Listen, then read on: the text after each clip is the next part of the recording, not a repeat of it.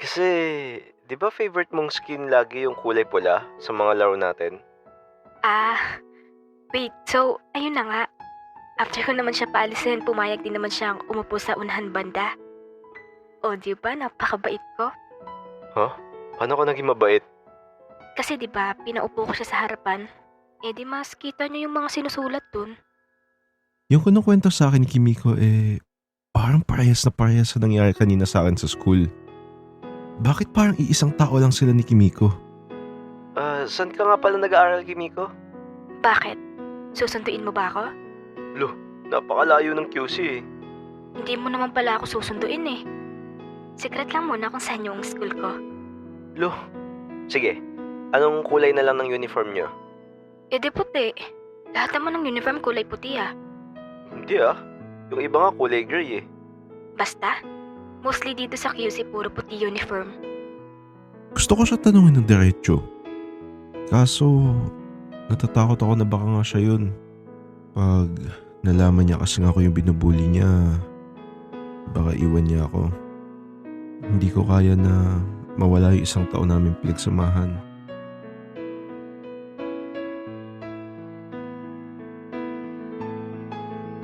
Maaga ako pumasok ngayong araw. Umupo kagad ako dun sa upuan ng nambubuli sa akin. Alam ko kasi bubulihin niya lang ulit ako.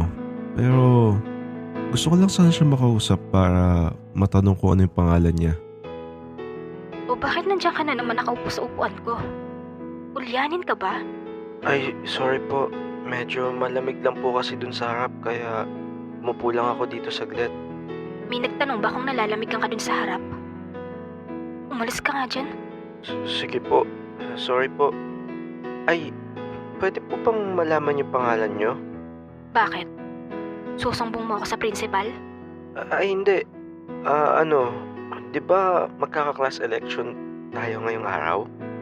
Oh, ano naman connect ng class selection? Gusto ko lang po sana malaman name nyo para manominate ko po kayo. Sinong nagsabing gusto kong manominate? Alam mo bang napaka-hassle ng president or vice president man yan? Tatawag-tawagin ka para sa mga meeting. Di naman bayad. Hindi ko naman po kayo inonominate bilang president eh. Eh ano? Secretary? Muse po. Ha? Muse? Opo, parang kayo lang po kasi yung pinaka-may itsura dito sa classroom. Kinutungan ba naman ako? Mukhang di effective yung plano ko. Pumunta ka nga dun sa harap. Walan ako ng pasensya sa'yo. Sorry po. Sige po. Since di ko nakuha yung name niya, inantay ko na lang magkaroon ng class election. Nagbabaka sakali ako na may mag-nominate sa kanya. Kaso, nandun na kami sa part ng treasurer. Wala pa yung nag-nominate sa kanya. Kaya, gumawa na lang ako ng paraan. Okay, tapos na tayo sa treasurer. Sa Muse naman tayo. Open ang nomination para sa Muse natin. Sir. Yes. Mr. Ay shit! Oo nga pala. Pag tinawag ako ni sir sa first name ko, di malalaman niya kagad kung sino ako. Kapag siya nga talaga si Kimiko. Kasuga po, sir.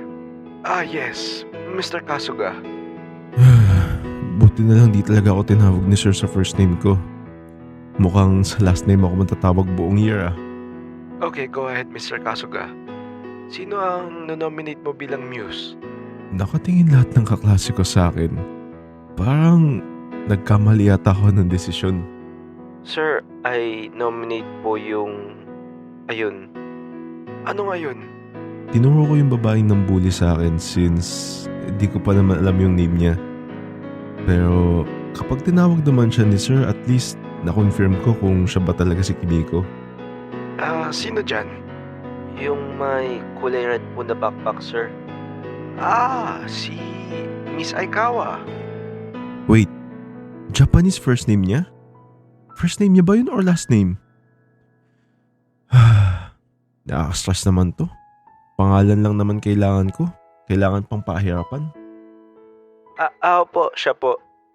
Lahat ng kaklase namin nun biglang nagbulungan. May mali ba ako nagawa? Bakit parang lahat sila nagchichikahan? I decline, sir. Bakit, Miss Aikawa? Ayoko pong maging Muse, sir. Napaka-hassle niyan lalo sa events.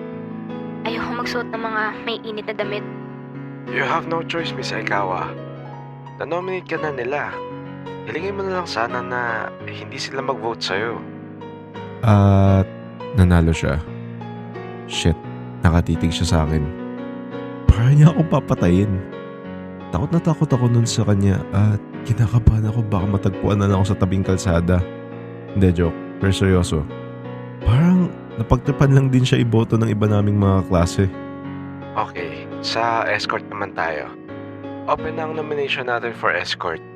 Si Mr. Bida-Bida, sir. Ano yon? Si Kasuga, sir. Ninonominate ko siya bilang escort. Huh? O bakit?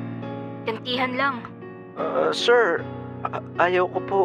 Mr. Kasuga, as I mentioned earlier, hindi tayo pwede mag-decline sa mga nomination. At nanalo din ako. Ang kulit ng mga klase ko. Nag-trip din ako iboto. Dapat pinili niyo man lang yung may itsura. Mapapahiya tayo nito sa buwan ng wika eh. Okay, class dismissed. Hoy, ano yun? Ano? Bakit mo ako ninominate bilang muse? Ninominate mo din naman ako bilang escort Gusto mong stapler ko bibig mo?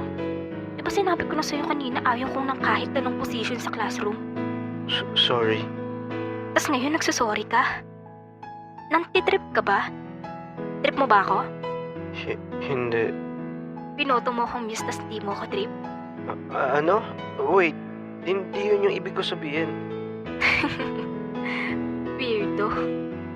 Huwag mo na ulit akong kakausapin. At huwag ka na dinuupo dito sa upuan ko. Ayos. Buti na lang di ako kinatongan. Pagkawi ko nung dumiretso kagad ako sa computer ko para tingnan ko nag-chat ba sa akin si Kimiko. Uy, basta school. Kakawi ka lang. Same. Ano, kamusta ka naman? Eto, same as usual. Wala namang ganap sa school namin. Ikaw? Ay, ewan ko ba? May nagboto sa akin ng weirdong bata na gawin akong muse. Ha? Binoto ko din siyang escort para gumante. Wait, binoto mo din siyang escort? I mean, binoto ko siya para gumanti lang. Di naman ako nagwagapuan sa kanya. Gumanti lang ako sa kanya. Okay. Pero, tama ba narinig ko? Naging muse ka din? Oo. Bakit? Wala. Congrats pala, since muse ka na sa classroom nyo. Sobrang ganda mo kasi eh. Hoy, hindi ah. Napagtripan lang din ako nun ni Boto. Pero nanalo ka. So, supportive din lahat ng klase mo sa'yo. At agree din sila na maganda ka. Surato. Parang tanga. Pero seryoso, hindi. Mga kaklase ko, napagtripan lang din ako iboto. Sus, kunwari ka pa. Laro tayo Valorant. Sige, G. Habang naglalaro kami noon, may naisip akong gawin para malaman kung last name niya ba yung Aikawa. By the way, try naman natin sa Tokyo server. Bakit? Wala lang. Puro Japanese kasi dun eh. Nag-aaral ka ba mag-Japanese? Hindi baliw. Hindi ko lang kasi natry pa dun kahit isang beses. Bakit? Ikaw, marunong ka ba mag-Japanese? Konti lang. Wait nga lang. Japanese ka ba? Oo, half. Isang taon na tayo magkakilala tas ngayon ko lang nalaman na Japanese ka. Sira. Di ka naman nagtatanong eh. So, ano full name mo? Kimiko Aikawa.